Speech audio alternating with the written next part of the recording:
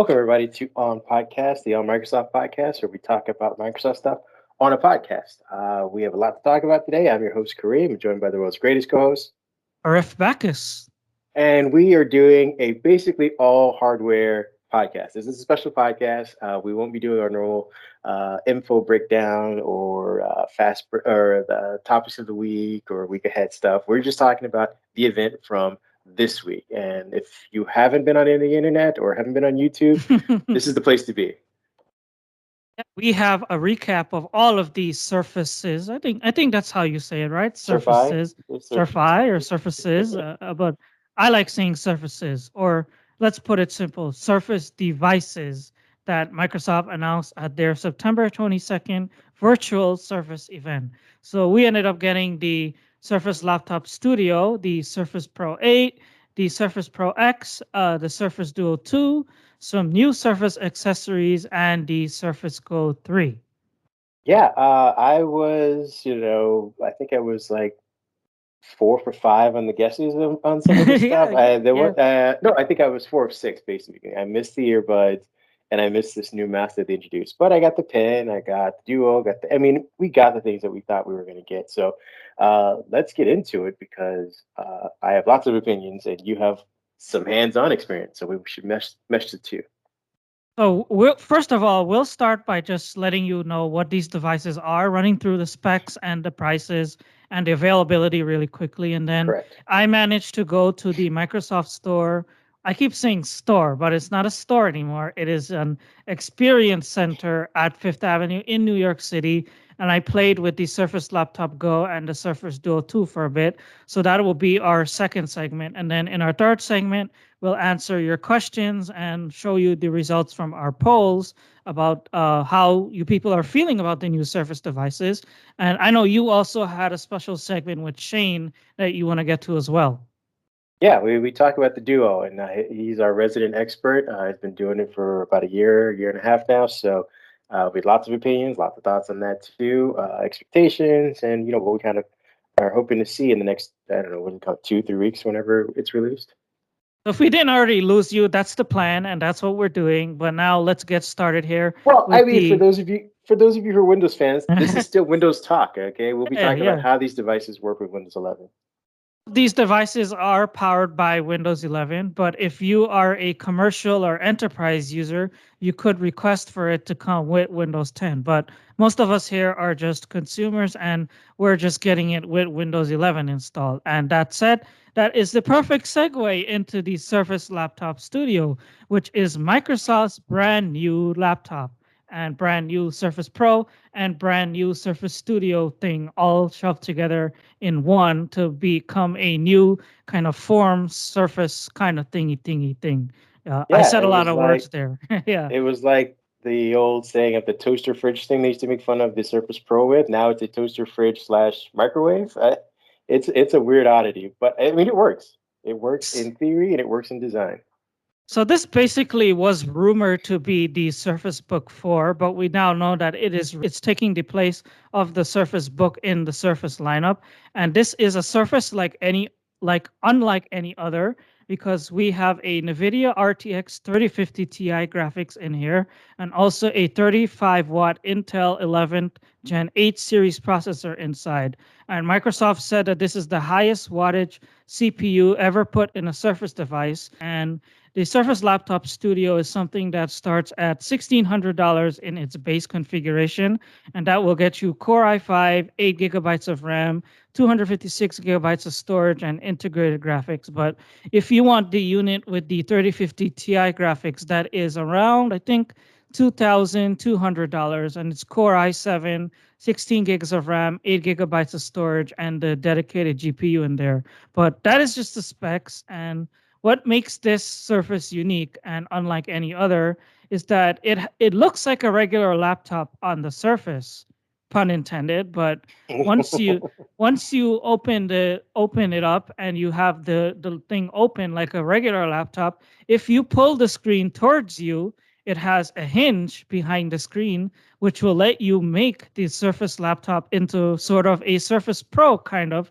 where you could pull the screen down towards the keyboard, and watch YouTube or just touch the screen or enjoy multimedia with it. And other than that, you also could pull it down once more and turn it into a like kind of like a tablet, a 4 pound tablet to say the least, where you could ink on the screen as well. So we're having different ways to use the Surface Laptop Studio. I believe it's called stage mode, studio mode, and as well as laptop mode.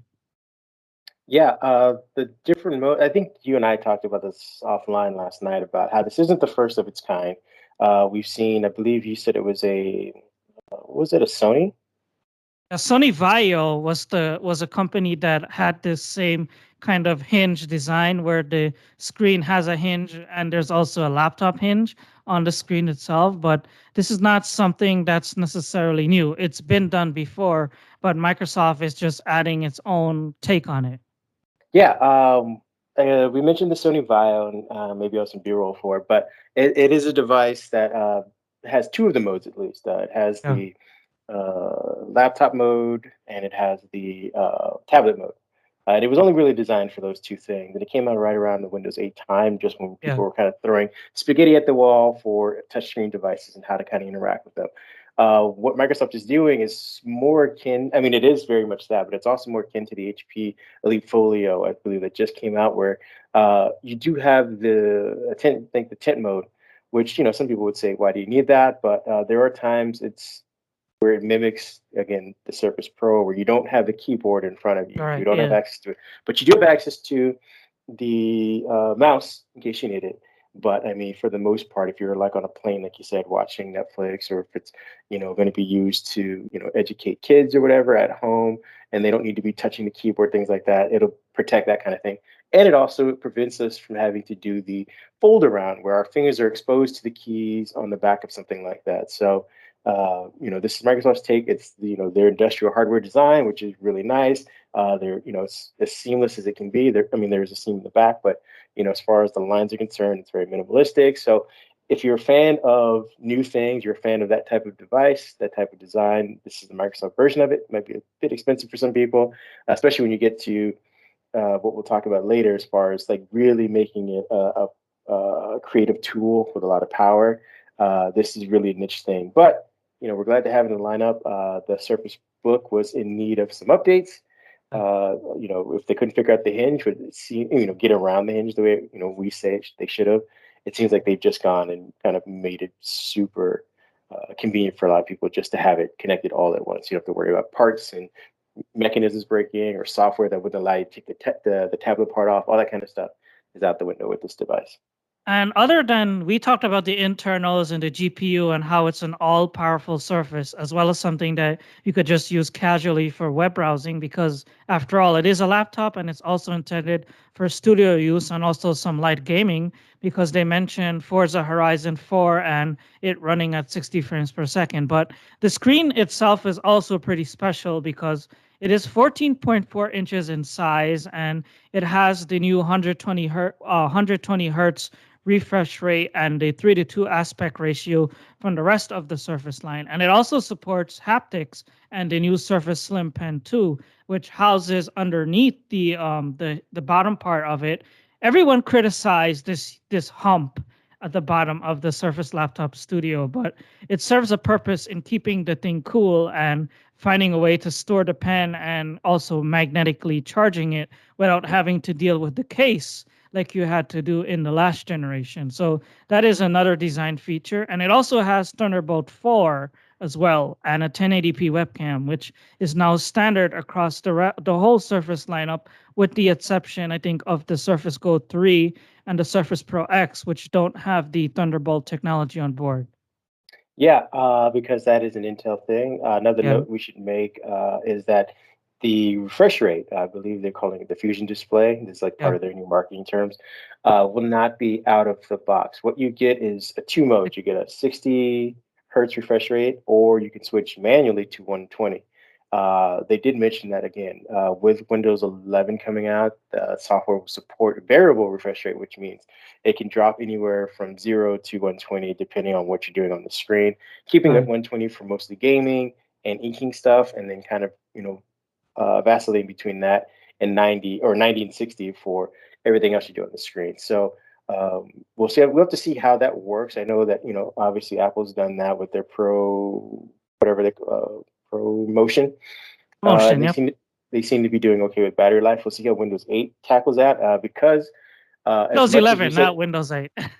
sorry, yes, Windows Slip of the 11. tongue. Because as much as this is a 4 pound device, it is still meant to be portable. So you should hopefully we'll see. We'll be getting at least 10 hours of Yeah. battery. Eight, if I mean, realistically, we'll probably get about 6 hours if you're heavy video editing and things like that. But with the screen having to optimize for refresh rates and brightness and haptics and all these other things, we'll see how well the battery serves on this thing.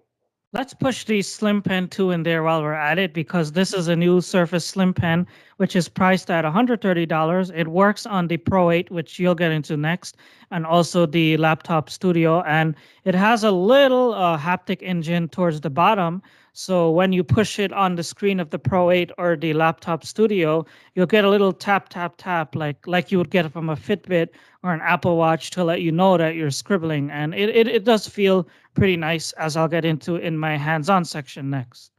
Yeah, they spent a lot of time talking about the pen. It was kind of the second tier device to everything else they've Yeah, announced. I mean, the yeah. Surface laptop kind of took the show. The Surface Duo was hotly anticipated. The Pro 8 and the Pro X were nice upgrades, and then there were the other accessories. But the pen is what they kind of talked about through every device that they showed, and so it's really big for them. I don't know if you're a pen user. Uh, I use pen, but normally just on paper. I rarely use it on my Surface unless I'm drawing something specifically.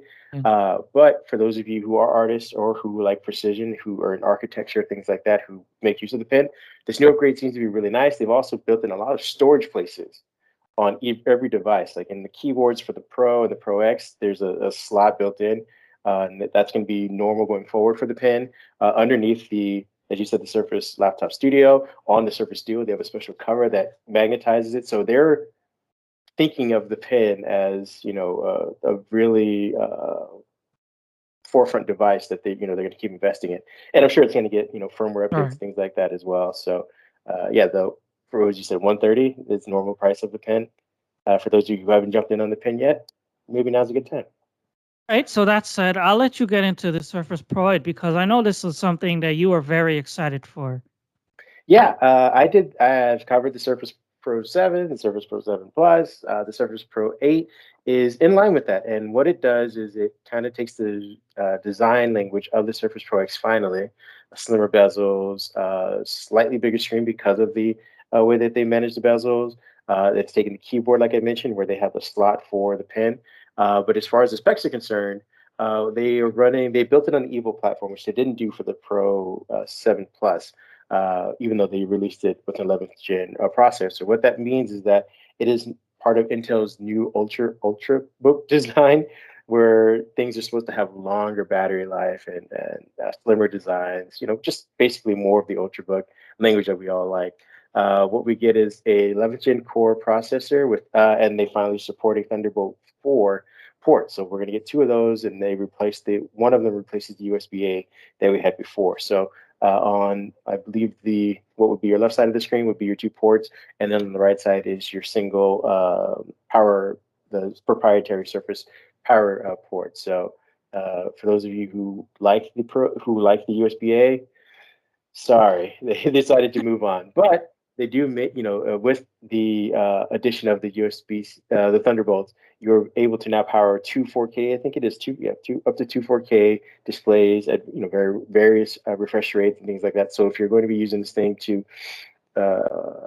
video edit 4K stuff like that, you'll be able to keep up with 120 frames per second if you are using those, or I think you can go higher than that for editing, things like that. You'll be getting adaptive color technology. The screen itself still remains a 13-inch vibrant pixel sense touchscreen, but it does incorporate, as we mentioned, the refresh rate. So you will have 60 out of the box and 120 options, and then when Windows 11 does officially run on your device, which I think a lot of these one will because they're released, I think the day They of come, they Windows come, they 11. come, they come shipped with Windows Right. 11 installed. Yeah. you should be getting that variable 120 hertz refresh rate on that.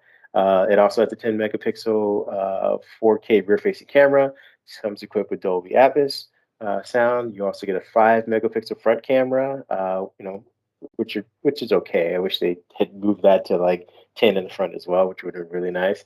The keyboards, like I said, have been updated. The trackpads are slightly bigger, but again, mostly with the intent of incorporating the pen in the slot. So it's gonna look really weird if you don't have a pen, really, to be honest with you, because you're gonna have that slot uh, at the bottom with an empty section for the pen. This Pro 8 Mm, starts at 1099 and should be available for pre-order in certain markets, I think, as of earlier this week. Yeah, all of these devices come out on October 5th, with the I think with the exception of the Duo 2, which comes out on October 21st. Correct. Yes. Yeah. I don't know about the color configurations. I mean, what they showed off was the slate gray for this one. Yeah. Sometimes they do offer the matte black. When I go to the store to configure it, it's really just the gray option for right now. Which again doesn't mean that they won't offer a black one later on, maybe in a month or so during holiday season. The other things that we're supposed to be seeing is that we're supposed to be getting up to 16 hours of battery life, which is about I think it was 2.5 hours more than what they had for the Pro 7 Plus. Again, these are Microsoft soft numbers, so everything I've tested, usually I get around 8 hours of battery life, and that's with heavy, moderate to heavy use. So again, if you're just a corporate executive looking at Excel docs, you probably might get your 16 hours. Who knows? And the screen, is it really a big change for you to have them make those bezels smaller? They mentioned Yes, it was it's 11%. Is that the breaking the change that everyone always wanted? Yeah, I believe so. I mean, the device itself is a tad bit heavier than last Yeah. year's. They incorporated the rounded corners, but they're not as rounded off as the Pro X, which looks super futuristic and sleek. They're more akin to the Surface Go 2 and 3, if that makes sense. So, any of you who have a Surface Go or have seen a Surface Go, it's rounded like that. So it's still a squircle, I guess you would call it, as far as the design is concerned, but it is much more rounded than it was before. The back has also been beveled, so it's supposed to be nicer in hand. And what they've also done with the reduction in bezel is that when the keyboard comes up to the bottom of the screen, it doesn't cut into the taskbar anymore. So for those of you who used to get annoyed when you would have to like magnetize your keyboard to the screen and it would cut into your taskbar, you couldn't see what was any of the titles for any of the things you had in the taskbar, you don't have to worry about that now. So when the keyboard connects to the screen, you still have space in between that to kind of see all of your titles at the bottom. So again, they taken all that stuff into consideration, just the small things, because again, this is more of an incremental update than the revolutionary Surface Laptop Studio. But these incremental updates go a long way for long time fans of the Pro lineup. How about the Surface Pro X? We spent all this time just talking about the Pro 8, which now looks almost identical to the Pro X, which also is getting its newest new model. Yeah, again, I think because we talk constantly offline, you're mentioning that store reps, for those that were still around, probably before the pandemic hit, were having issues with the Pro X and selling it. People saw the new design, they thought it was a Pro, it wasn't. And I think what they've done, one of the biggest changes is the price this year. They've decided to make the price resemblant of the device itself. I think when they first announced it, it was a high price. And people thought it can do what a high price Pro could do, which it can't. It will, at some point in the future, it will. But as far as the ARM processing goes and the translation layers, it wasn't there. So this year, what they've decided to do is price it, I believe, at $899.99 as a start. So what they've now done is switched it in the lineup. Your Pro X becomes your cheaper priced entry into the Pro lineup, which does fewer things than the Pro, which cost a little bit more. Yeah. The screen on the Pro X, I believe, because it's not, I think I think the Pro X does get the variable refresh rate as well.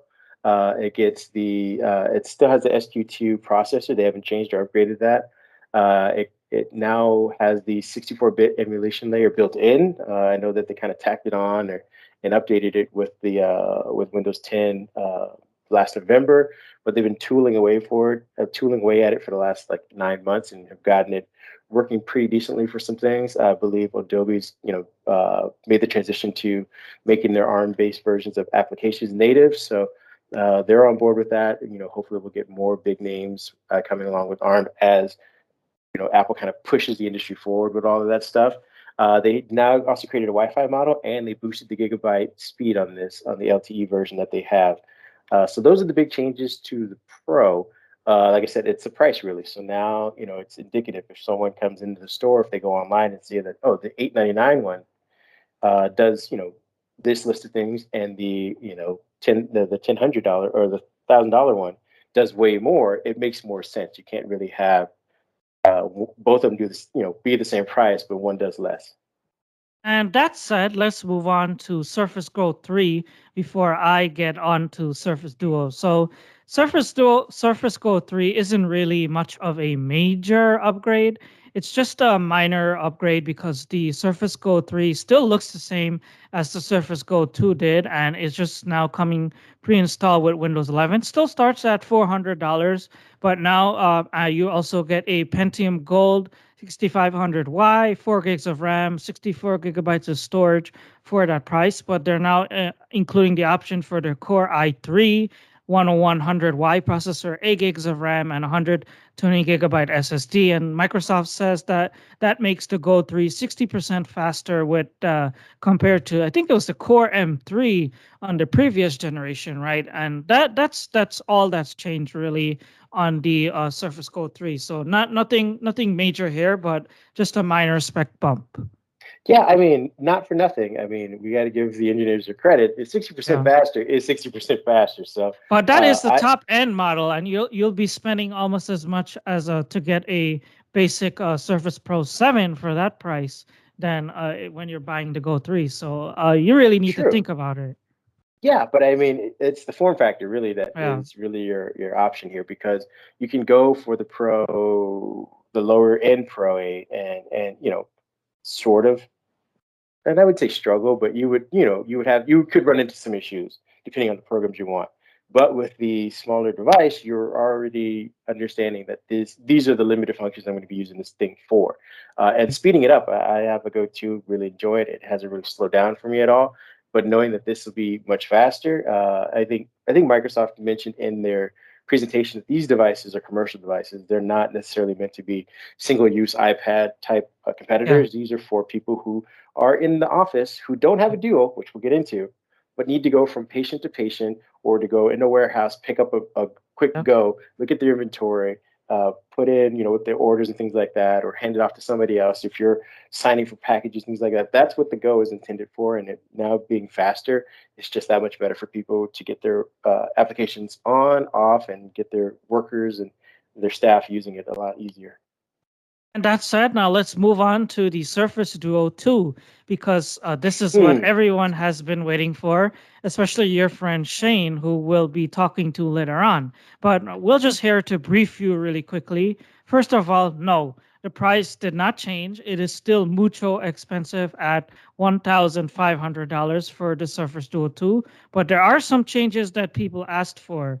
The first of those is a new triple camera system on the back, which now creates a hump on the back. So the Duo no longer closes flat, which I'm sure Shane will get into later on, as you guys will find out. But it's something that's common on most modern phones, so not something to complain about. And the Duo 2 also adds a fingerprint sensor that's now integrated into the power button. And the hinge is more useful because as you close the device, you will now see a glance bar on the hinge, which shows you the battery percentage, the time, and any notifications. And as on top of all that, they added the features that people were long requesting, which is a faster Snapdragon 888 processor, 5G support, 8 gigabytes of RAM. The screens are bigger at 8.3 inches. There's finally NFC support, as well as support for wirelessly charging the Surface Slim Pen 2. But you would need to buy a $40 cover to do that. But those are the facts.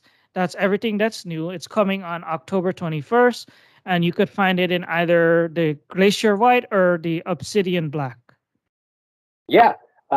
We took some time and chatted with our resident expert. He and I kind of went over, some really great things. Hope you guys enjoyed the segment. We'll be coming back to him several times throughout the rest of this year, probably next year, as the Duo continues to be a focus for Microsoft. We will defer to him and Arif because he tends to get his hands on these devices.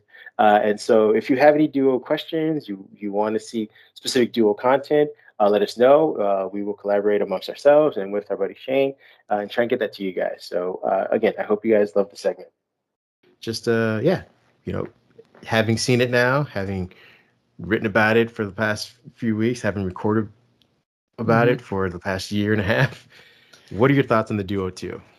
Yeah, so I mean, overall, man, I feel like I'm still like ruminating on like my brain is just fried from today. But as best I can say right now, my overall thoughts is that hardware wise, what we know, the known commodities here, they've done what they needed to do. With Duo 1, it was not a phone. It was a Windows, meant to be a Windows Pocket PC, which at the last moment was shifted to Android. And because of that, we were missing these phone features, right? Like a proper camera or NFC, things that you expect out of a flagship phone. These things weren't there. And they've addressed these things. And I think honestly, I think that they knew they were going to address these things before the original Duo launched. I genuinely think that was the case. And they've done that now, right? So it's got a proper camera setup, which, much maligned by some people. It's hilarious to me how many people argued with me right up till they saw it on their screen. Oh, there's no way they're going to do that. They won't do that. They won't have a camera bump. And it in maybe kind of like maybe a gross way, it brought me some happiness to be like, yeah, what about that camera bump wasn't going to happen? Like I told you guys for the last 2 damn months. But that's neither here nor there. On a hardware, on that hardware front, I think they've done what they need to do. So that's step one. That's out of the way. But the big thing is still software. And I have some reasons to hope that the software is going to be better. But I think that the only way you can hope the software is going to be noticeably better is couched in an intrinsically negative thought, and that is that they did in fact abandon Surface Duo to do this. There's no way Duo 2 comes out with good software and Duo 1 is where it is now without you having to just accept they abandoned Surface Duo to do that. It doesn't make sense otherwise. It's like, oh, we fixed the screen flipping, we fixed this, that, and the other thing, but you didn't update the software on the original because it wasn't their concern. Their concern was this. So, that is still, the software is the big question. The hardware looks good. Have they fixed the software problems with Duo 2? And I think that some of the seemingly software problems have maybe been fixed with hardware. Things like the digitizer. Was that a digitizer that was meant to run Windows? Nope, not as much as we're like reporting and reading about. Well, like how much of the original Duo hardware changed when it stopped running a Windows build, Andromeda, and went to run Android? Because from what I understand, that it's apparently some different hardware as far as like the digitizer and things like that. I don't know if it's true or not. These are early days in these things, but I do remember reading, when they were porting some of their drivers over to the original Duo, that it was, lots of crashes, that it was very unstable because they were porting it to Android, so to speak. So some of these things, may be taken care of in that way, and maybe some not, but that's, hardware looks good. Software is still a great big question mark. Yeah, I mean, to your point of the Duo being kind of painted over for Android, even though it was originally designed, we're now hearing about for Windows. The refresh rate, the Fusion screens, we're seeing that the Windows devices out of the box will come with like an option for 60 or 120.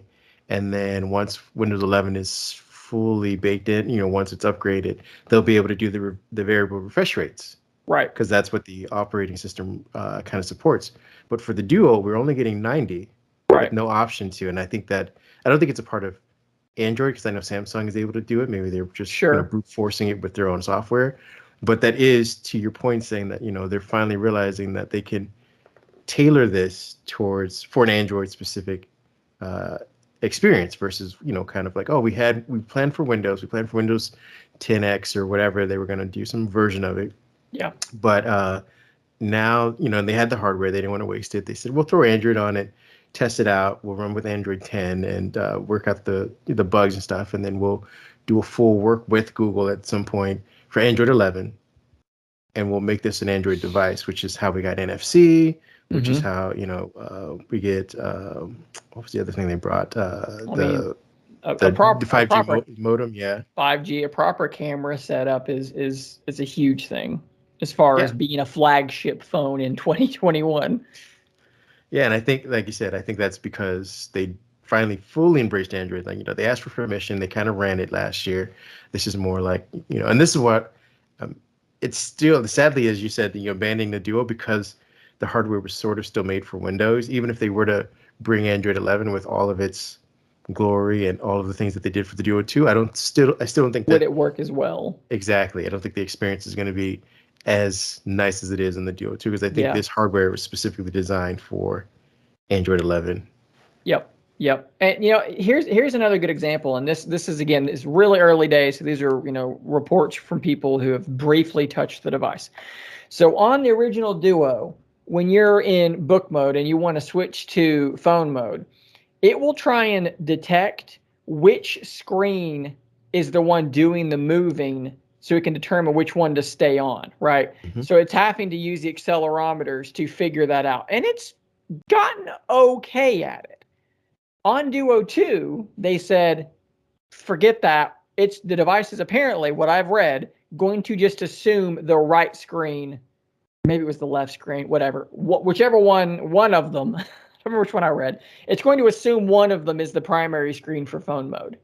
So if you just do this and it's evenly done like that, which doesn't work well for Duo, Duo 2 is just going to assume it's going to default to the same screen until you do something to switch it. Okay. That's something that you could have just done that here. You could have literally made it so that this posture means this screen on. Yeah, now, I think they were trying to cater to the user when they're just saying like, we're going to simplify this.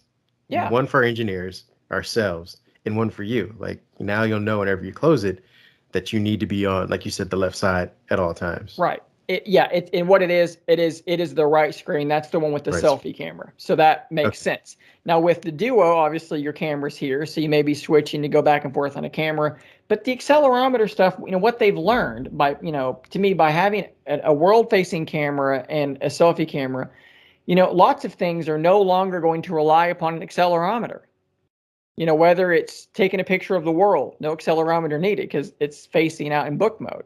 Going into phone mode, no accelerometer needed because it's going to assume the one with the selfie camera is your screen you're going to use. On the original Duo, could they have done something? Personally, if there was an option to disable the accelerometer stuff and to just have a pull down in the quick settings, 100% would have done that. It would have worked better. It would, and it's a tacit admission of that in Duo 2 because they're not using it like that apparently.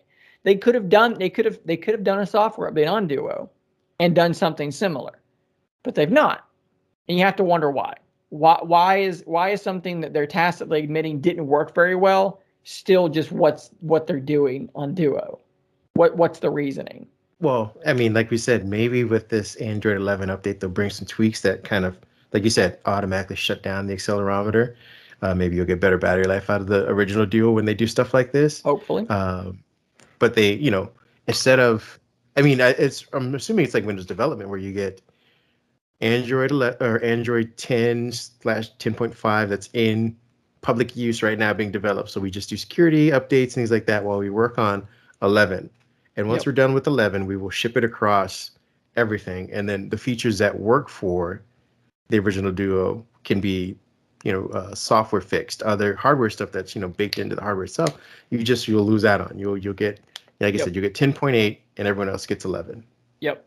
Yeah, more or less. And that's kind of the expectation. You know, we've been told 11's coming to the original soon, but I mean, what does that mean? It was supposed to be here by the end of summer. I believe summer ended today, if I'm not mistaken. I think it is. So 22nd, right? that didn't happen. So who knows when that's going to happen. But to answer the original I question, mean, maybe we'll get it at midnight.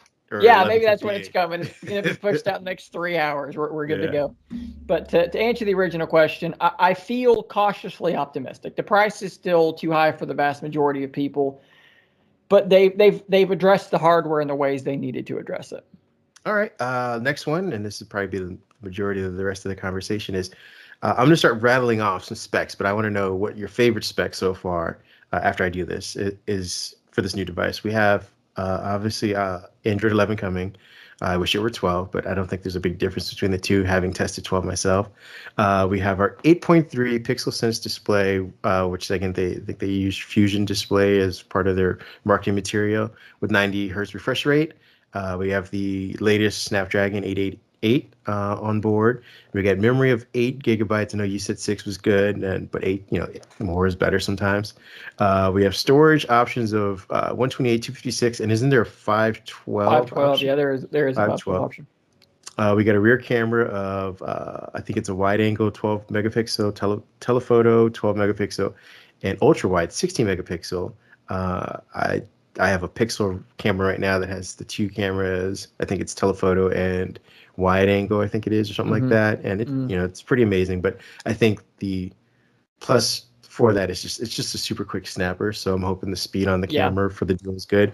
We have a front facing camera at 12 megapixels, security fingerprint reader on the power button. I think it was on the power button last one as well. We have 5G on board. We have Bluetooth 5.1, NFC. I think we got Wi-Fi 6 as well. And then we have a port, which is the USB thing. I know you talked about it. I saw your video earlier today about the praying to God that they fix or at least address the stability and sturdiness of the USB-C port. Yeah. And then we have stereo speakers instead of the mono, or I think they were using some kind of like weird speaker system setup. We got a 400 4400 milliamp battery. I don't know what the size of last year's one was. And then we have 2 color options. It was like 3600. It was quite small.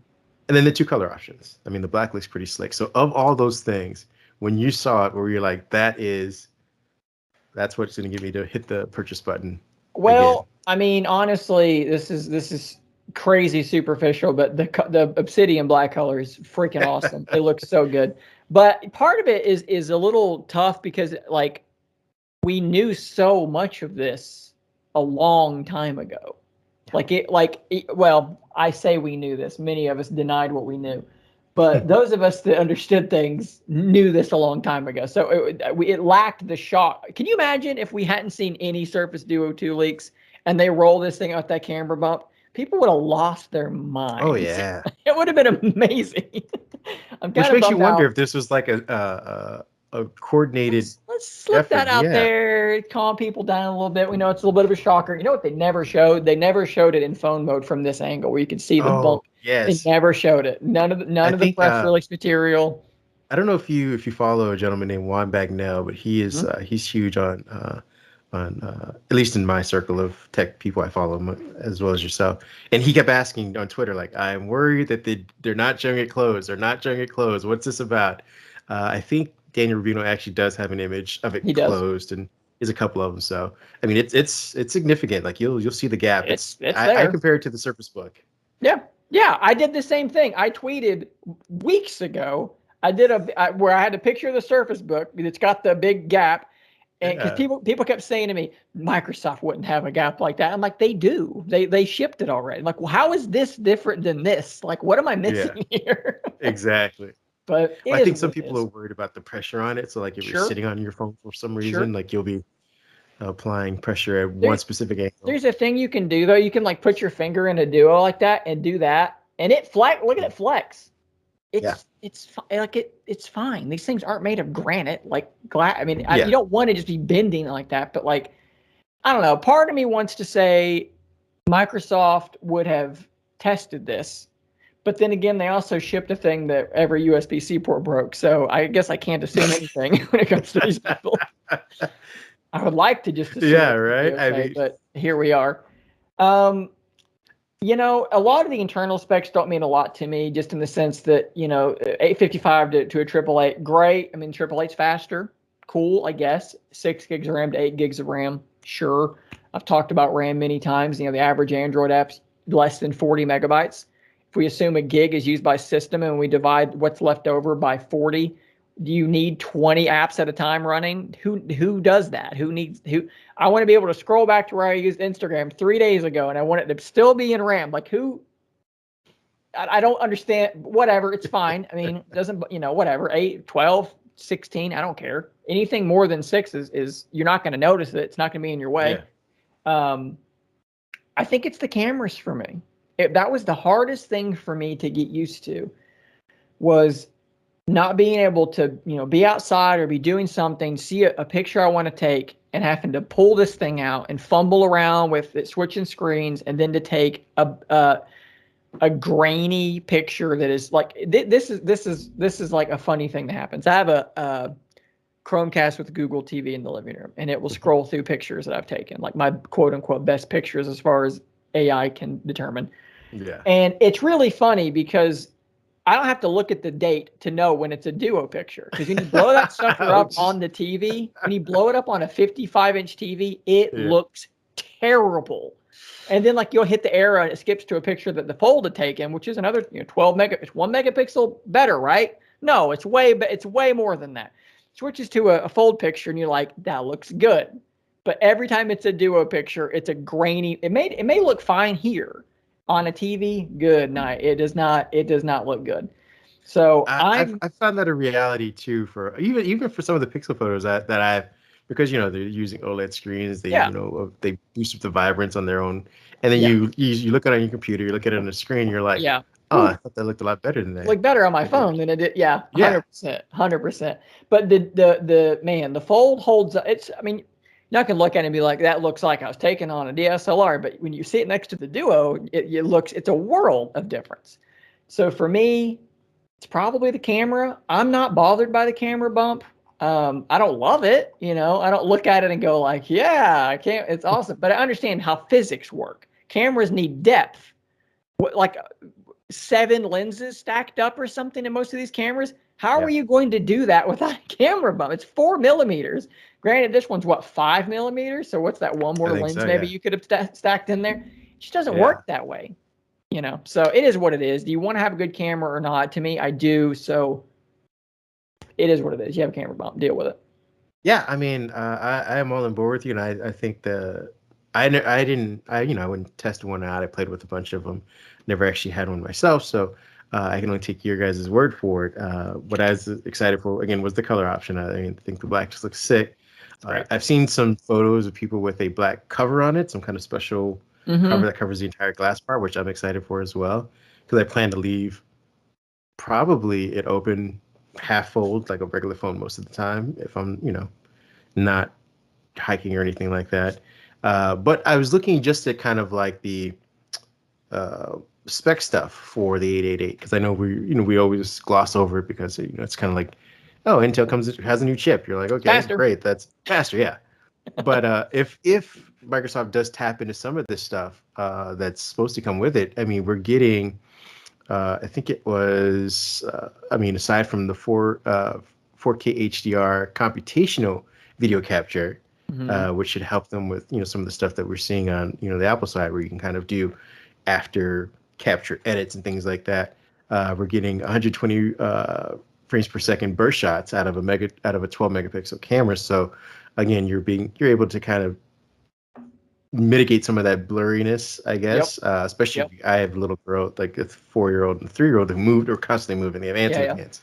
So it's it was great watching Google kind of capture the picture, and I could see it as it captured. Google was like, this is so blurry, and then it would do its like AI magic, and I'm like, okay, great. So I'm looking forward to them again tapping into some of this stuff from 888, and hopefully using it, like you said, for the camera, for mapping and all this other stuff. Yeah, that's a great point. That is something that people don't realize, that the image signal processing pipeline is part of the system on a chip. So when it isn't just the power increase, it's not just that. It does also include a lot of the camera features and things like that as well. So that's a great point.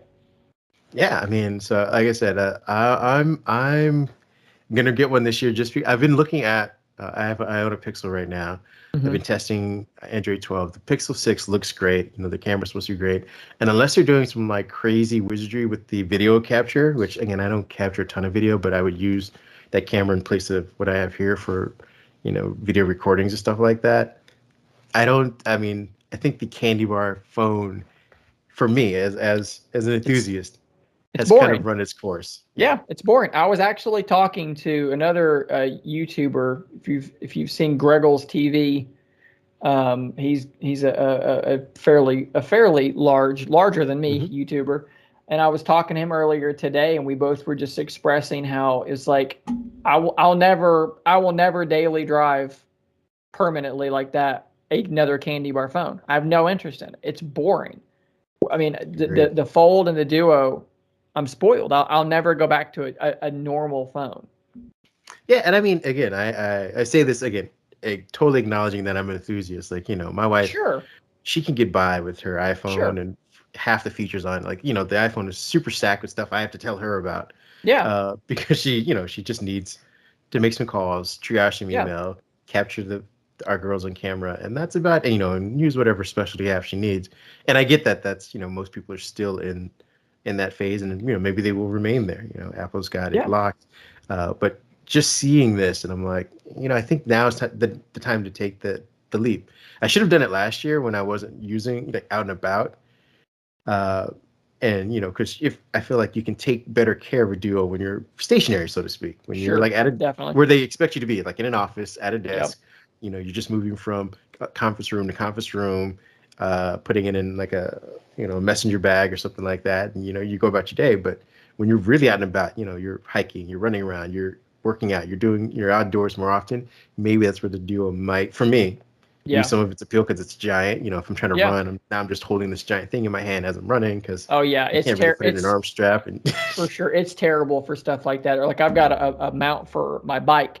With my Fold in phone mode, it will latch into that mount. That's not going in there. That's not going to happen. Yeah. So I'll have to get one of those like little weird, bullet things that you put across you. To just have different phones in it. But I think I'm gonna take the leap forward. We're still sort of quasi-pandemic, so some working at home still, and I'm ready for it, I think. Yeah, well, it's matured for sure. It's definitely a lot further along than it was, whether you do a Duo or a Fold or something like that. I think that. And I acknowledge that Microsoft usually hits it out of the park in the third try. So I guess I'm just gearing up for it. I'm also an old Windows Phone user, so I've gone through crappy software, no apps, stuff like that for a long time. This already seems ahead of. Oh yeah, you've at least got apps. You've got that. Like you can run whatever's on it. It's just a matter of, like I said, if they can, and it's just a couple of little things for me, honestly. If they can just, if things are just a little bit snappier and the screens are just more consistent, we don't have screens shutting off and doing silly things like that. I think we're going to be okay. There's so much good stuff in the hardware that I think we'll be all right. My big concern for it is what the adoption rate is going to be, and I don't know. At $1,500, I feel like all the people that would have bought it feel burned by the original. Yeah. So a lot of them don't want to I've got a video coming out here in the next couple of days, or it might have been in this video that's already published. I can't remember. My brain is fried, but I said something to the effect of like, people feel burned by this thing. I went ahead and pre-ordered it because I'm an idiot, but maybe you're not. Maybe you're like being reasonable, being like, I don't want to do this again. Like that's the definition of insanity. Like I'm going to wait until they prove it to me. But if everybody says I'm going to wait till they prove it to me, it's not going to. No one will have bought it. Yeah. And then it's going to be $600 after 6 months, and that's going to be a disaster. Do we want a Duo 3? Because if we do, someone has to buy it. I'm doing my part. Well, I'm wondering because I feel like the same thing happened with Samsung, but at an accelerated rate. Like the first one came out, and it was, debris and sands galore, or the people were just, peeling off the front of the Peeling off, screen. yeah. So, and somehow they truncated the time period between the second Yeah. and the third. So they came out with a second. People were like, "Oh, this is definitely better, but not, Yeah. not something you need to buy, especially at the price it was." And then the third came out, and people were like, "Oh, they fixed everything." Yeah. Now I know that Samsung has money to sit on to kind of eat that kind of inventory for the Fold 2, but I'm hoping, from what Zach's saying over it, when essentially they're already working on the third one. Right. And like I said, they tend to knock it out of the park on the third one. Yep. What I want to see them do, even if the adoption, physical, like, people actually buying it, isn't huge, I'm hoping they at least work on the mind share. Like, I want to see commercials, Yep. even if it's just in the background of a Yep. Windows 11 commercial. I want to see people With a flipping Duo. open something. Yeah, with Yeah. a Duo. Well, Because that's how you get people going, what is that thing? There's so many people I've talked to that have been like, oh, they no ads, they don't advertise it. Yeah, that's intentional. You want to advertise a dumpster fire, or do you want to wait until you put out a good product? Like, seriously, Yeah. why would you advertise this thing when you know, hey, you want to run an ad for this one, or you want to wait 6 months for the good one? Like, you'd wait. You would wait. In fact, you want as few people to know this thing ever existed as possible. You don't want them to even know about this thing. You want them to be like, Duo 2? Does that imply there was a first? Don't worry about the first one. It's fine. It's fine. That's, to me, that's what I mean, maybe I'm reading into these things, but that to me is what it feels like. It feels like, No, I totally agree with you. And I wonder if this is all part of the build-up for Windows 11, because, they showed off the Your Phone app. And I remember Samsung being the exclusive kind of Your Phone app having some stream thing. features. Yeah. So now, as I think Panos specifically said, this phone is designed to work with your Windows 11 PC. So, like I said, I want to see, if someone's got a Surface laptop studio and they flip it open and they need to go answer a phone call, that they, it better be a freaking Duo. Yes. Show us that you care.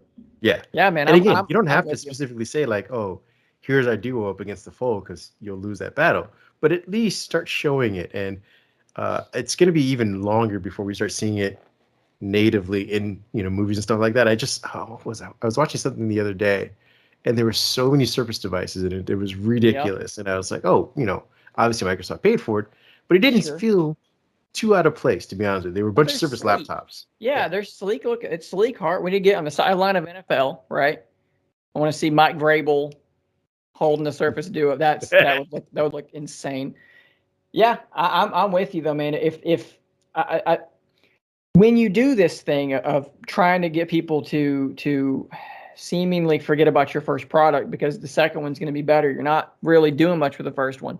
I get why you're doing it, but there's a downside to that. And that's that the people that are paying attention, you may have lost them. So you can't just do this halfway. You have to really do something to show them, no, we're serious about this hardware. Because I think a lot of people have this feeling that like, this is just, a passing fancy for Panos Panay. He's just like, oh, I like the dual phone. And they're going to forget about it next week. And it's because that's what it felt like happened the first time around. So they're going to have to show people something. And these initial reviews, we can't have MKBHD posting a review for 2 million people to watch saying the software sucks. That's death. They can't do it again. It can't happen again. I hope it doesn't happen again. Yeah, I mean, that was the crazy thing is for Samsung, even though their software is so sometimes, in left field, that was never really the complaint people had with the first or the second. It's rock solid, man. The Z Fold 2 is already in my top 5, and it's rising phones of all time. That phone is incredible. It is one of the best devices I've ever owned. It is rock solid. It's so good. And there's part of me is like, why are you're ordering a Duo 2? You've got this really good device, but I know I have to do it. And I got to put my SIM in, and I got to drive it. But that's how good the Z Fold is. I mean, it's they've got some advantage in that Microsoft people are Microsoft people, and some of them will buy it because it's got a Windows logo on the back of it, and that's great for them. But for the average consumer who's genuinely trying to decide between the Fold 3 and the Duo 2, they better smack this ball when it comes over the plate. That's all I'm saying. And I'm hoping, obviously, they have tons of people who are discussing market share and keeping up with trends and stuff like that. But I'm hoping they at least understand that there is an opportunity if Samsung is doing what people expect them to do, not having a Note come out. Yeah. That this is the device that people can choose between, because people are going to go in, they're going to see the Galaxy, they're going to see these folding devices, you're going to see the Fold, that's the Note replacement, and they're going to say, are there any other types of devices like this? And the only other one that's out there, I mean, I think LG still has one that's out there, but we know where they're going. And so I mean, they can say, oh, there's a Microsoft and version of this thing. The rep at AT&T is going to say no, because they're going to have no idea that it exists. Nope, there sure isn't. It's the only one. They're going to have to do a lot of work in that regard. Very true. Very true. But and the person's probably going to sit next to me and be like, what's that over in that display? I don't know. I've never walked over there. Literally right next to you. I've never seen it before. It's new to me. But no, I take your point. You're exactly right. They are competing with the Z Fold 3, and if you don't think that they are, and you can look at the back of that device and you don't see Z Fold 3, I don't know what you're looking at, because it's the same camera bump that was on the second Z Fold. It's the same style array. It's the same cameras. Of course, they know who their competition is. They're not that dumb. Yeah. So, I mean, just to kind of wrap this whole thing up, and again, thank you for your time. I'm excited. I think you're excited. We'll see it in a couple weeks. We'll start seeing reviews and stuff like that. One last thing I had to say too, I think someone was mentioning, and it might have been Ron Amadio or whatever over at Android Central, where he was talking about that. He's not a believer in it, and he has his points, all valid. But it was one of the things was about the software and Android apps not being, they don't fit on this sort of aspect ratio. And I was like, sure. Well, I feel like this is one of those situations where like you finally take your friend who thinks that they're really hot, and you're like, look in the mirror. This is what you look like. This is your lane. This is where you stay at. And they finally get it. I feel like when Android developers see it on a screen like this, like, oh, this doesn't look good, they'll start to fix it. Yeah, well, because they don't see this stuff. Hopefully, and I will point out too that while I don't know that Duo is going to be the device that's going to convince them to do that, I think much more likely will be something like the Fold, because people say this all the time. Oh, when I use the Fold, it's just big Twitter, which, by the way, big Twitter is still pretty good. Yes. Part of me's like, oh, it's just big Twitter. You hate when pictures are bigger and easier to read. Like, could it be better? Sure. Absolutely. But big Twitter is still better than little Twitter. But devices like this that are large with weird aspect ratios are going to, the Fold 3 has sold much better than a lot of people thought that it would. Yeah. So who knows? Maybe that will start to address it too, because when you look at the aspect ratio of the Fold and you look at the aspect ratio of a single Duo screen, they're pretty much the same thing. So these things hopefully will all play in together and will all sort of help usher in a world where big Twitter becomes, I don't know, like tablet Twitter with a sidebar or something better, so that people like Ron have less things to complain about. I mean, exactly. And on that note, again, I want to thank you. If you want to tell everybody again where they get, it's on the shirt, but I wore the shirt. We've mentioned a bunch. Yeah, you remember it.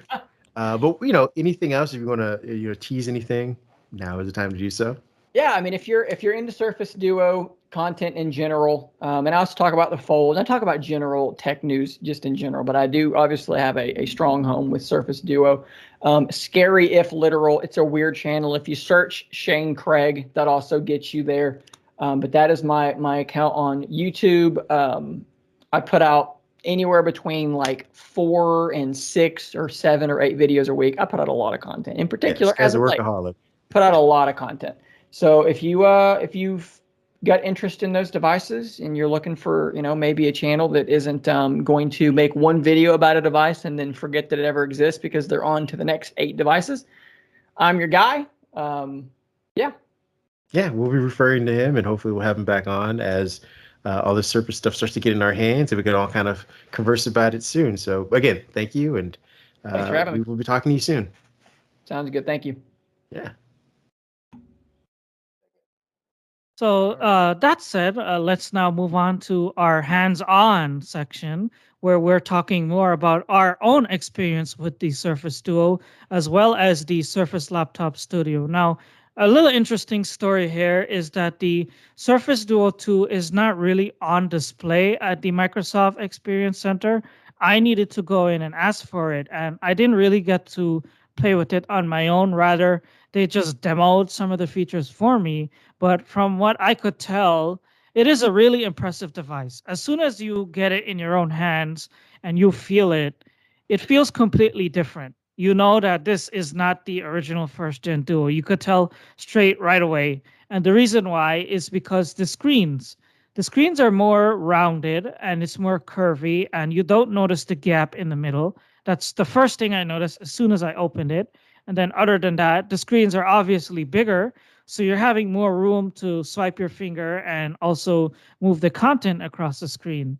And it also feels a lot heftier in the hands. But I was using the unit that had the snap-on case on the front. But I like that heft because it makes it feel a lot more premium. The problem that I had with the original Duo is that it feels really light and you're afraid that you might break it. And this new Duo 2, as soon as you hold it in your hands, you know that it feels different and that it is something brand new. Those were my early impressions. And I didn't really get to play with the software much. And I was just looking at the Microsoft Store representatives play around with it. And what they did is they swiped the app side by side and they showed me how smooth the animations are. Obviously, because now it has a 90 hertz screen and the screens are OLED. So that's the another big difference there. And overall, I'm pretty impressed with it, but I can't really say it's really a hands-on as much because I only spent 2 minutes with it and then they needed to take it away because someone else asked to see it. So that's that. Those are my early impressions. And you could see some of the photos that we took with it. Oh, and they did show us the camera and the new camera system and how it works, where you're able to edit photos on one side of the screen and use the camera on the other. But I'm sure Shane mentioned it when you spoke with him. That is something that's very strange to me, is having to hold the phone up like a tablet to take the photo. I kind of laughed at myself when I saw the guy doing that. Yeah, you're gonna have to be that parent with the iPad at a football game and Yeah, have no exactly. shame, Yeah, essentially, yeah, yeah, just to get the image that you need. And I mean, I think people get used to that kind of stuff. I mean, it definitely beats, um, you know, worrying about if the screen lights up on one side because you have the camera facing, you have to tap in, all this stuff. I think what Shane and I discussed was that Microsoft is now, because this is really an Android device, and we say that knowing that the first one had Android on it, but it wasn't designed for it. We cover this in our discussion that it was made for a version of Windows, probably Windows 10X, at the last minute. They had a ton of these devices, decided to talk to Google and said, hey, we're going to throw Android on it, which meant that they didn't have necessarily all of the right drivers, all of the yeah, software optimized for it, all of the Android input for it, which is why we're getting a lot of the software issues that we're having now. And kind of taxing the accelerometer to find out which side you're on. While it's cool in theory, it wasn't meant for that. So what they've decided to do is kind of go back to the drawing board and say, hey, we're going to put your camera is going to be on the side of the camera, no matter what you do. So your accelerometer is not going to have to try and find you. It's not going to have to keep pace with you, flipping it back and forth, or tapping the screen on one side or to the other side. These kind of things, while it may seem limiting, should help with the consistency of the operating system. So as far as the camera is concerned, hopefully it'll just maintain its speed. I know you mentioned that it's a very snappy camera as far as opening it up, yeah, taking a yep, picture. I know that a lot of people, yourself included, had issues where they would say, I'd pull up the camera, wait, come up, now yeah, take my picture. yeah, And by that yeah, time, yeah. I have a 3-year-old. She's gone somewhere, running off, breaking something else.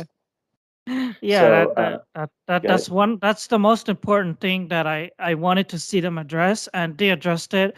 And even the picture quality, the guy was taking portraits with the thing of fellow employees in the experience center, and he showed it to me. I'm like, whoa, are you sure that that was taken on a Surface Duo? Because the bokeh effect was really nice, and he even showed me how you could use the slider on the screen and change the bokeh effect just like you could on an iPhone. And I'm like, whoa, this is Yeah, a I mean, complete. Even you got even the to. employees themselves, honestly, I'll tell you, they were very excited to have the Duo 2 in their hands and use it. And when they were demoing it to me, they were impressed with what they were seeing on their own. You got to remember that feature was something that we used to play with when we were Lumia fans, where you would Yeah. have the focus setting that you could adjust after taking the picture. So it's great to see that they're bringing it in. I know that the iPhone this year has really stepped up its cameras. I mean, they did in the iPhone 12 as well, and the 11. To be honest with you, I think 10 was their biggest leap. So it's going to be interesting to see how the photos keep up with those. I know the Pixel phones are bringing their game, and Microsoft is kind of catching up to flagships last year, which is great and all. We'll see if they can keep pace with at least the AI part of it this year. The things I kind of wanted to see, I know that it's heavier because the screens are slightly bigger. They've added more battery to the thing.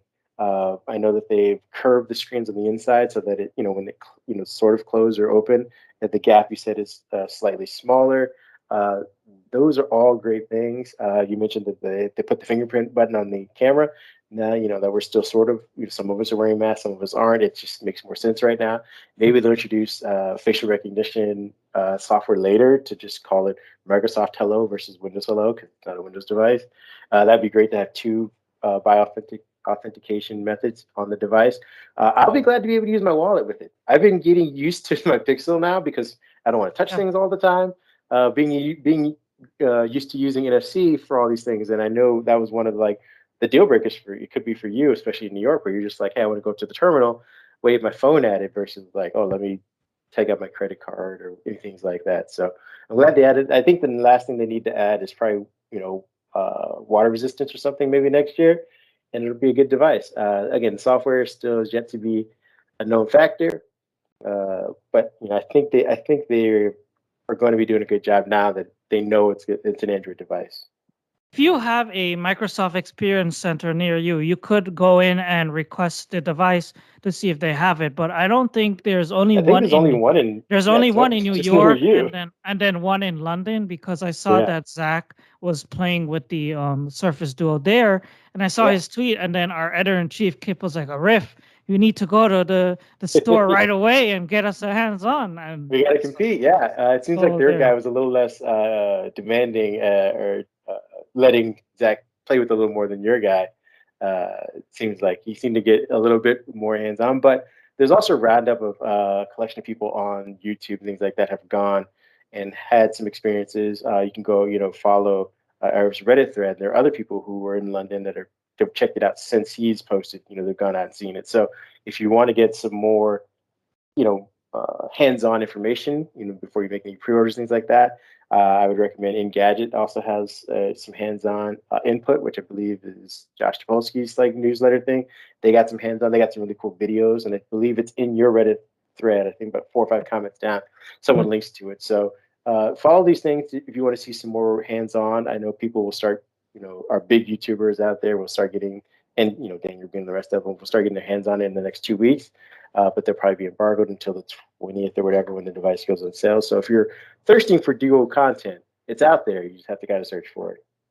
Now let's move on to the Surface Laptop Studio. That is really the reason why. There we go. Yeah. That's really the reason why I ended up going to the store. I honestly, someone who owns the original Duo, I'm not planning to get the Duo 2 because they both do the same thing and they both that is not a eventually ringing endorsement at all. they both it's an impressive device, but if you have the first gen and Android 11 will deliver the by improvements the end of this year. by the end of this year, it should make the original Duo snappy. But anyway, point taken. I went to go see the Surface Laptop Studio, and this thing, I wrote up a hands-on today about it, and I said it was the craziest but coolest computer ever because I've never seen anything like this before. I mean, during the keynote, I watched it, and I'm like, oh, this is cool. I think I might buy this. But once I went into the store and I saw it, I was pretty much sold because it looks like Microsoft blended together the MacBook, the Surface Pro, and the Surface Studio all together as one. And if you told me Microsoft would be doing that last year, I would say you're crazy. But turns out they did it, and it's really impressive. There's a couple of things that I want to mention. First of all, everyone criticized the hump on the bottom of the device, and I was testing it both in my lap and on the desk. And once you put it down, you don't think about it. It's there, and I think that hump is there for a purpose to help the cooling and to help keep things cool. Because you have, like Kareem was saying earlier, you have the 8 series processors in there, and you also have the 3050 Ti. So I didn't it didn't bother me at all, unlike other people. And another thing that people were really bothered about was the way that the hinge works. People were saying that they expected to be like the Surface Pro hinge, where it's strong, but on the laptop studio, the hinge isn't made out of metal. It's made out of a woven fabric material. And if you turn the screen all the way back, you could see how it works. And they have the cables in the middle and in the sides, and it's pretty sturdy, and it's designed to be a little bit smoother compared to the Surface Pro, where it moves easily rather than have that friction to it. And you want that movement when you're moving it between the different gestures, when you're pulling it towards you, when you're pulling it back, when you're folding it. To me, it's a very smooth movement, smooth everything, and it works pretty nicely. And also the display. The 14.4-inch screen is downright beautiful. It reminds me a lot of what you get on the Surface laptops and even the Surface Pros, obviously because it's 3:2 aspect ratio. But the thing is, with 120 hertz, everything is just so smooth. The inking is smooth, the web browsing is smooth. Once you try 120 hertz, it's hard to go back. And then another thing that I tried is also the Slim Pen 2, which I know Kareem talked about earlier about how the haptics work, thanks to the screen, as well as the haptics in the pen itself. And I think Zach was the person who also mentioned how he was kind of let down by it. I kind of felt the same way. I don't think it's what Microsoft makes it out to be, because the taps that you get from the pen are not as strong as I thought that it would be. It's just like a little light tap that you get from like a from an from an Apple Watch or a Fitbit. It's not that strong, and I was pressing on the screen pretty hard, and I didn't really like that aspect of it. So I might end up returning the Slim Pen 2 and just keep my original Slim Pen. And I know you like to keep up with Apple stuff. And there's one thing from Apple that Microsoft did end up bringing to the Surface Laptop Studio, right? Yes, Pad. on the trackpad, yes. But you got to try it out. And for those people that are Windows devotees and haven't read about it, heard about it, Apple does have haptics on their trackpad, which means that you can touch anywhere on the trackpad. Normally, for Windows folks, we have our two corners. We go to our corners when we need stuff done. You go to your right corner when you want context menus. You go to your left corner to select things or drag and drop or things like that. On a Mac, I think a MacBook, any Airs or whatever, you can do that on any portion of the trackpad anywhere. And what that does is it also alleviates the space that's that's needed, the depth that's needed in order to enact those on a Windows PC. So with the haptics one, it's all mechanical and it's done digitally, basically underneath the trackpad. So again, they've gone to this because it makes more sense. It makes the browsing experience, the engagement with Windows 11 that much nicer, and it frees up a little bit of space for more battery, bigger fans, things like that. Like I like to call it the vent deck because it just sounds cool, sounds Star Yeah. Trekky.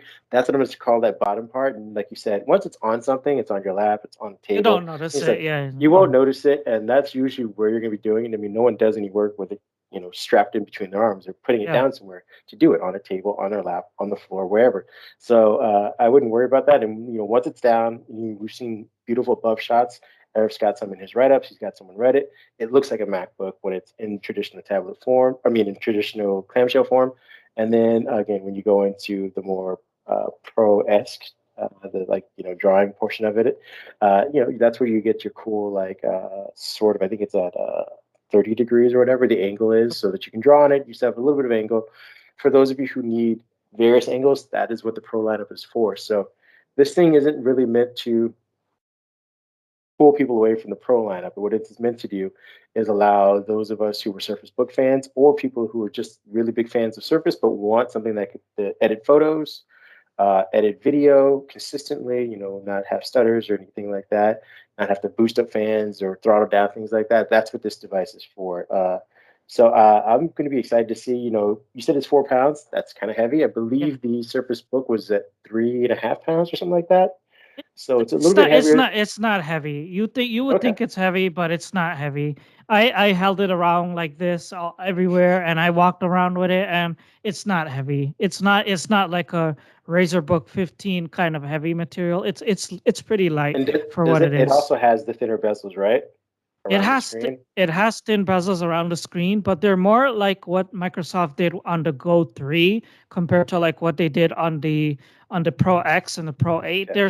They're still kind of big, but they're not XPS level slim, but they're still there, but you don't really notice them if you change the scaling and you set it to how you want to set it, but it's not that huge of a deal. It's still a pretty expansive screen, especially when you go down into the different modes, the studio mode and the tablet mode, and also the part where you that is an unofficial mode. I didn't mention it, but you could turn the screen all the way back and show like a slideshow or a PowerPoint to someone that way as well. But when you do that, it doesn't really feel that cramped. But I did wish that it wasn't an obscure resolution that they're using here, like 20 something by 20 something. 2050 or They yeah. should have just went with 4K and called it a day, and everyone would have been happy. Yeah, they've been doing that for the Surface lineups. I think they've been hovering around like 2K and a half something or Yeah, whatever for the yeah, resolutions. yeah. It's whatever I guess necessary for inking or something like that. I don't know why they limit it like that, but again, I'm going to be looking forward to getting one. Hopefully, Microsoft's listening because I tried edit on my Surface laptop, which can be Uh, done, yeah. but isn't recommended. I would love to Uh, try this thing out to see the difference. And like you said, see hear the fans, if there are fans or if they're not fans, that'd be great. And just have this be the device that is, the powerhouse that I wanted the Surface Book to be. I know there are people out there like Dave 2D, also on YouTube, was mentioning that, there are beefier processors and that a lot of people feel that Microsoft is this close with this lineup, saying if they put in a beefier graphics card, which I think the 10 the three was it 3060 or whatever is out as well or something 3050 like Ti. that. Yeah, yeah. That's what they have, but I think there's a 3060, right? And I think 3060. that Yeah, yeah. they wanted something like that. They also were talking about there's an AMD Ryzen Series 9, I believe, which is more powerful and it's in some devices. But AMD tends to throttle very often, especially off battery, like off the power source. So, if you're using this to like take to a coffee shop to do some quick editing, the reason why they probably didn't do the AMD one is because it really just kind of chugs everything down when it's not plugged in. But just keep that in mind. Again, there are other people's comments, other commentary, other hands-on. I'm sure we'll be seeing more and more content of these devices as they come out. The last two things I think we didn't mention was that they did introduce accessibility stickers, which I'm actually excited for myself. I don't really have any ailments necessarily, but these do seem like really cool things. These stickers you can put on your different keys so that you know which buttons are for back or delete or things like that. Just so for those of us who have issues seeing or hearing or things like that, these stickers are really cool. They also have a tag on the back of for your Surface to pull out your Surface keyboard, which I mean I just wanted to have that anyway because I'm tired of like trying to dig my That's fingers sticking your into my finger. pro. Yeah. Yeah. And getting chafed on my fingertips. First world problems, obviously, but it is really cool that you'll be able to just pull out your kickstand versus trying to dig your fingers in. The other thing was their ocean resin mouse. Yeah. I think is it 20% or 30%? 20%. It's made of 20% ocean-bound plastics that they saved from the ocean.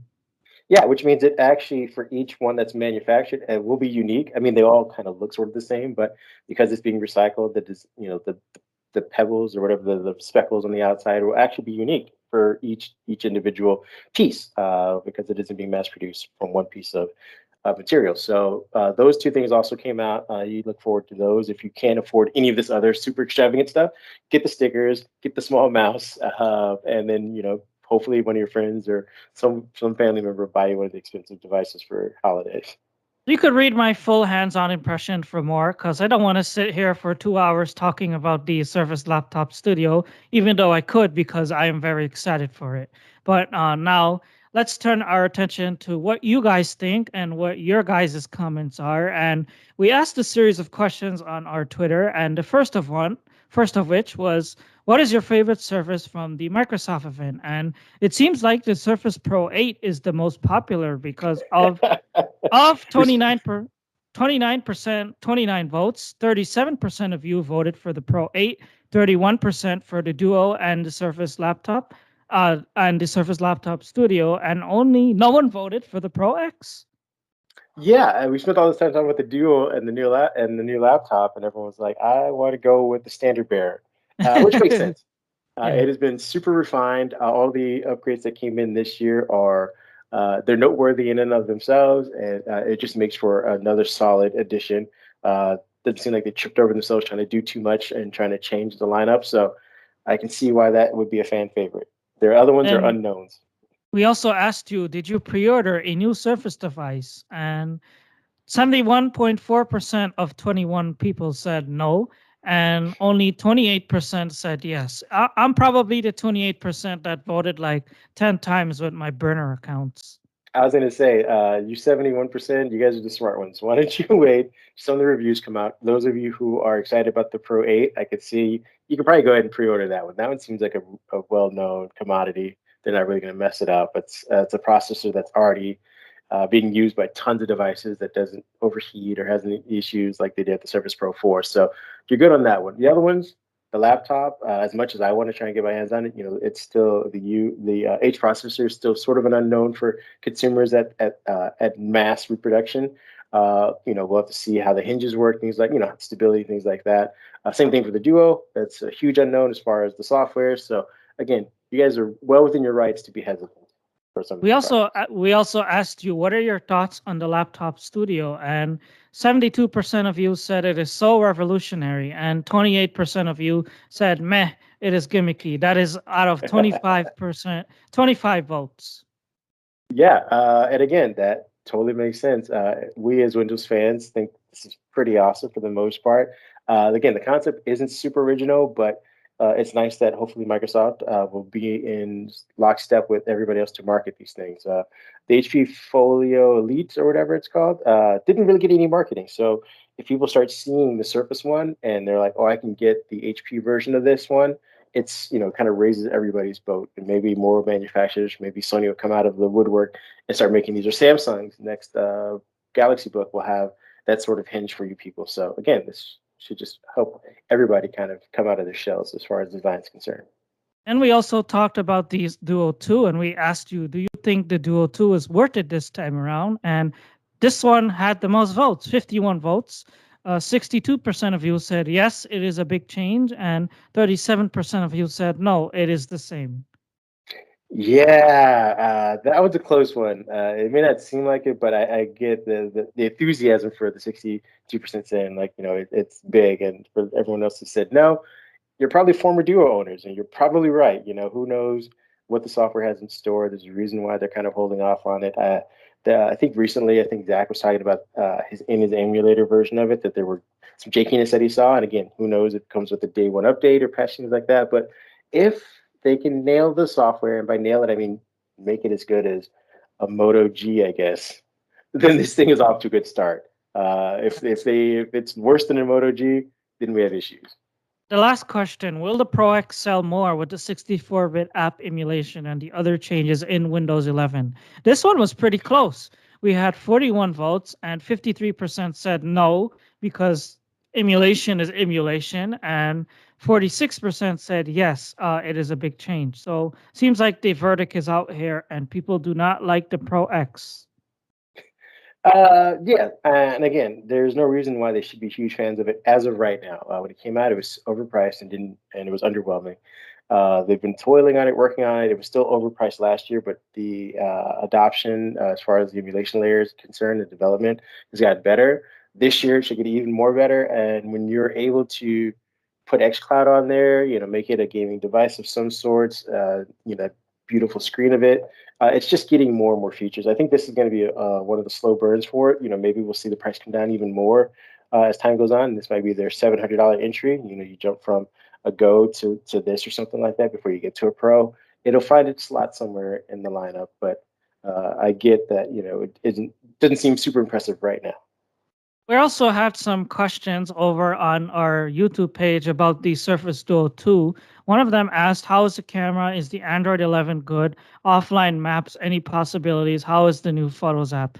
Kind of a long sentence there, but The camera, like we said, is impressive. Android 11 seems snappy. Not sure about offline maps. Maybe you could do that with Google Maps, but You I think can. that's You can. You you can can. download That's an sections. Android thing, yeah. And Yeah. how is the new Photos app? The new Photos app is very snappy because you could preview the photo while you change the photo after you take it, and then keep using the camera anyway, which is really right at the same time, which is really nice. And then our second question is, did you notice the curve when you open the dual screen wide? Also, can you ask them about the decision behind Surface Laptop Studio's lower bump design? I didn't have a chance to ask Microsoft about that, but I'm pretty sure it's a question that might come up in future reviews about the lower bump design on the Surface Laptop Studio. But when about the Duo, you don't really notice the curve anymore when the screen is open wide. It's almost pretty seamless now, from what I could tell, at least in my brief hands-on time. Yeah, I'm looking forward to it. I think I may pull the trigger on it this year and get it. If not, I may just save like $300 and find an old one on eBay to get acquainted with it. Get my dip my toe in the water. But I am going to get a foldable device this year, hopefully in the next month or so. The Duo seems pretty awesome. The only thing I'm worried about, as far as the camera's concerned, I know you said it's snappy and the pictures are great, is that they didn't tout any features. No macro shooting, no, they didn't even mention the bokeh. They just said, we have a 3 camera setup system, and that was it. They didn't talk about shutter speeds really. They didn't talk about video at all. So I'm wondering, as much as you really get clearer still photos, are we going to get like better night mode? Are we going to get any? Are we going to get even close to anything that Apple's done as far as the video is concerned and the stabilization, or that rack focusing stuff? I know that's probably proprietary, but are we going to get anything close to that, even in the photos? They didn't mention any of that stuff. So I'm wondering if and when they're going to start talking about that stuff on the camera because it's important to people. And that said, I think we got through a lot of stuff. I know we kind of ran close to an hour and a half today, but it was a special episode dedicated to Surface. And I will leave you for our traditional outro. Yeah, I'm going to make it quick. You can find me on Mindhead1 on Twitter. You can find you Payback Journ. as well on Twitter for our latest updates, our hands-on that we should be getting more of, reviews, which should be coming down the pipeline, editorials, which again we have tons of stuff to talk about these days, and any late-breaking news you can find it on Microsoft on Twitter as well. We also have a Pinterest page. I just found that out myself, so please visit that if you want content from Brad, one of our writers, and if you're a fan of gaming. And that should be it. I mean, go enjoy your weekend. Go enjoy the content that is Microsoft's devices, and hopefully we'll all be talking about the things we like, the things we don't like, all of our pre-orders, and all of our returns as well, if possible, in the coming weeks. All right, everyone. Thanks for watching and see you again soon. Same place, same time. Stay safe.